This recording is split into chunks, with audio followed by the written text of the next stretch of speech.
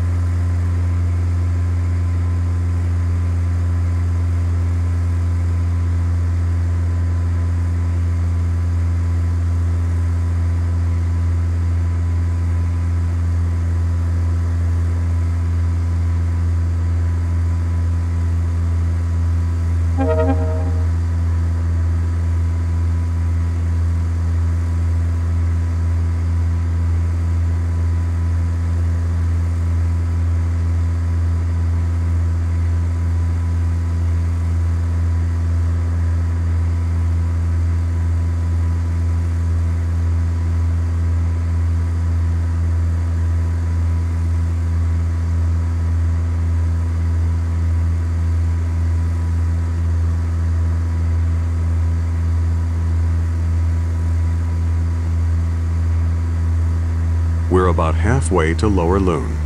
This might be a good time to go over some bush flying tips. In real bush flying, you should always overfly the runway before landing to check the runway condition and to look for obstacles which could contribute to an unsafe landing. Even in Flight Simulator, it's a good idea to inspect a landing site before committing. Many of the mountain strips in this area are one-way in, one-way out approaches, and you only get one chance at the landing with no possibility of a go-around. If you need to turn around within the confines of a valley or a canyon, you can perform a canyon turn by slowing the aircraft down and dropping the flaps. With this technique, you can minimize your turn radius as long as you keep the power up and stay above stall speed. As you approach Lower Loon, start slowing down early in preparation to land, or to execute a canyon turn if you need to turn around.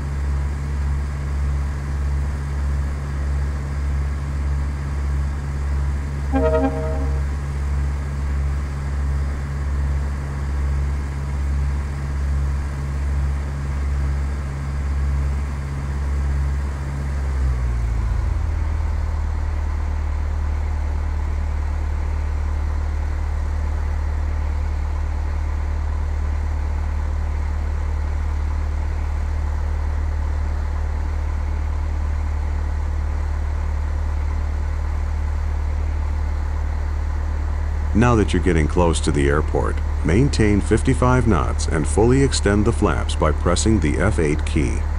Remember to increase power to compensate for the increased drag, or you might stall.